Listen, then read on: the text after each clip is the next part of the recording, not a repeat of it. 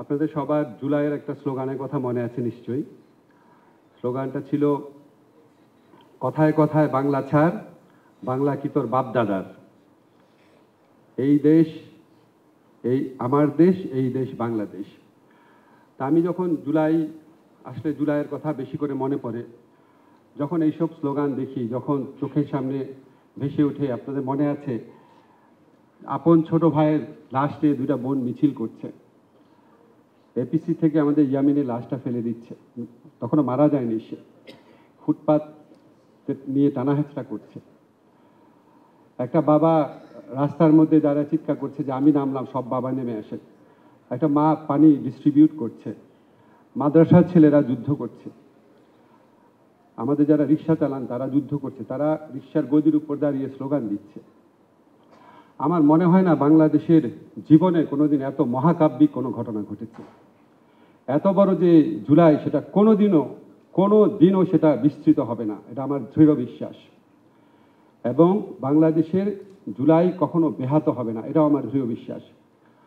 আমি জানি, ধরেন আপনাদের জায়গা যখন আমি ছিলাম, সরকারের দায়িত্ব পালন করতে পারতাম না, সব কথা আমি বলতে পারতাম। আমরা সব কথা বলতে পারি না, কিন্তু আপনাদেরকে একটা জিনিস বলি, আমাদের আসলে খুব বেশি হতাশ হওয়ার কারণ নাই। আমি আপনাদেরকে বলি, আমরা যখন সরকারের দায়িত্ব নিয়েছিলাম, আমাদের চিন্তা ছিল বিচারের কথা, সংস্কারের কথা, আমাদের জুলাইয়ের ভাইদের পুনর্বাসনের কথা, আর তারপর সুষ্ঠু নির্বাচনের কথা। আজকে আমি জানি আপনাদের বিচার নিয়ে অনেক প্রশ্ন আছে, কিন্তু আপনাদেরকে আমি নিশ্চিত করি বিচার পূর্ণ গতিতে চলছে, বিচার পূর্ণ মাত্রায় দৃশ্যমান আছে। আপনারা সবাই টেলিভিশন ফুটেজে দেখতে পাচ্ছেন। এখন ধরেন আমি আইন মন্ত্রণালয়ের দায়িত্বে আছি, আমি যদি বলি এই মাসের মধ্যে বিচার হয়ে যাবে, আমি জানি, ভিতরে তথ্য তো আমি জানি, আমার টিমের প্রস্তুতি তো আমি জানি, এটাকে আমার জন্য শোভনীয় হবে? আমাদের তো বিচারটা গ্রহণযোগ্য করতে হবে, আমাদের বিচারটা প্রচণ্ডভাবে গ্রহণযোগ্য করতে হবে।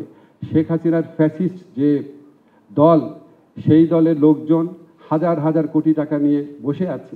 এই বিচারের প্রতিটা জিনিস পুঙ্খানুপুঙ্খভাবে তারা তদন্ত করে তারা বিশ্ববাসীকে বিভ্রান্ত করার চেষ্টা করবে, বাংলাদেশের মানুষকে বিভ্রান্ত করার চেষ্টা করবে। ফলে আমরা সর্বোচ্চ মানের শ্রেষ্ঠ একটা বিচার করতে চাচ্ছি, এবং আপনারা নিশ্চিত থাকেন, আপনাদের হতাশ হওয়ার কোনো কারণ নাই। আজকে আমাদের শহীদ পরিবার যেটা বলেছে, আমি নিশ্চিতভাবে বিশ্বাস করি নির্বাচনের আগে অবশ্যই বিচার হবে। ঠিক আছে? বান্ডেল থাকলে প্রতি সেনমানিতে টাকা বাঁচবে। বিকাশ সেনমানি বান্ডেল কিনে জিতুন প্রতি লেনদেনে। আমাদের যে সংস্কারের কথা আছে, দেখবেন আমরা নিজেরা হতাশা ব্যক্ত করি, কিন্তু আপনারা নিজেরা চিন্তা করে দেখেন তো, এখন পর্যন্ত যে এই ব্যাপারগুলোতে ঐক্যমত প্রতিষ্ঠিত হয়েছে, সেটা হচ্ছে সংসদীয় কমিটির নেতা থাকবেন বিরোধী দল থেকে, সরকারের যে প্রধান থাকবেন তার মেয়াদ হবে 10 বছরের, তারপরে আমরা উচ্চ কক্ষ নিয়ে আলোচনা করছি, পিআর হয়ে যাবে আমি দৃঢ়ভাবে বিশ্বাস করি। আর্টিকেল 70-র যুগান্তকারী পরিবর্তন হয়েছে।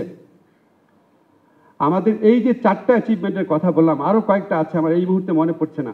আপনি চিন্তা করেন তো, গত 54-55 বছরের ইতিহাসে কত সংস্কার ভাবনা হয়েছে, কত দল কতভাবে বসেছে, কত বিদেশিরা বসেছে, কত প্রজেক্ট হয়েছে, কোনোদিন এই 4টা ক্ষেত্রে অ্যাচিভমেন্ট হয়েছে?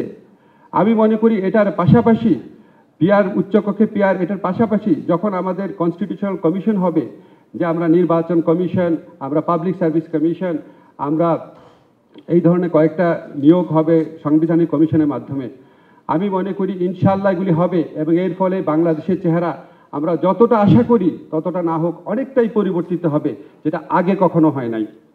আমাদের অনেকের হতাশা আছে, আমাদের যারা শহীদ পরিবার আছে, যারা আহত আছে, ওনাদের পুনর্বাসন নিয়ে। এটা একটা আমার কাছে মাঝে মাঝে মনে হয় ওনাদের পুনর্বাসন শব্দটাও বোধহয় অ্যাপ্রোপ্রিয়েট না। যেই স্যাক্রিফাইস ওনারা করেছে, কোটি কোটি টাকার অনুদান, 10-12 জনকে চাকরি দিয়েও কোনোদিন আমরা তাদের ঋণ শোধ করতে পারবো না। কিন্তু একটা জাতির নিজের কাছে একটা বিবেক বোধ থাকে, একটা মনে হয় একটা কৃতজ্ঞতা বোধ থাকে, সেখান থেকেও এখন বন্ধু যেটুকু হয়েছে, আপনারা খেয়াল করে দেখেন, আমরা অ্যাটলিস্ট 95%কে আইডেন্টিফাই করতে পেরেছি, তালিকাভুক্ত করতে পেরেছি। ওনাদেরকে খুব ডিটেইল বলতে চাই না, আপনারা জানেন সবাই, অনেক কিছু করা হয়েছে, আরও অনেক কিছু করা হবে। নির্বাচনের লক্ষ্যে আমরা বলতে চাই আপনাদেরকে, ইনশাআল্লাহ আগামীতে বাংলাদেশে যে নির্বাচন হবে, আমাদের প্রচেষ্টা আছে, এটা বাংলাদেশের ইতিহাসে শ্রেষ্ঠতম নির্বাচন হবে। এবং আমরা আমাদের একটা জিনিস মনে রাখবেন, আমাদের অপরাধবোধটা অনেক বেশি। আপনাদের কষ্ট আছে, আপনাদের মনে হচ্ছে এটা হচ্ছে না কেন, এটা হচ্ছে না কেন, আর আমাদের প্রচণ্ড অপরাধবোধ কাজ করে। যখন জুলাইয়ের কথা মনে পড়ে, জুলাইয়ের স্মৃতিগুলো চোখে ভাসে, মনে হয় আমাদের অনেক কিছু করা দরকার, অনেক কিছু করার ছিল। এই যে তাগিদ, এই তাগিদ কখনোই ম্রিয়মান হবে না। এই প্রতিজ্ঞা আপনাদের কাছে করে গেলাম। আমাদের সর্বোচ্চ একটা মানুষের পক্ষে তার যোগ্যতার 100% যেটা প্রয়োগ করার কথা, আমরা 100% প্রয়োগ করি, চেষ্টা করছি। যদি সম্ভব হয় 120%ও চেষ্টা করব। আপনাদেরকে কথা দিলাম, যেগুলি কথাগুলি বলে গেলাম সেগুলি অবশ্যই বাস্তবায়িত হবে।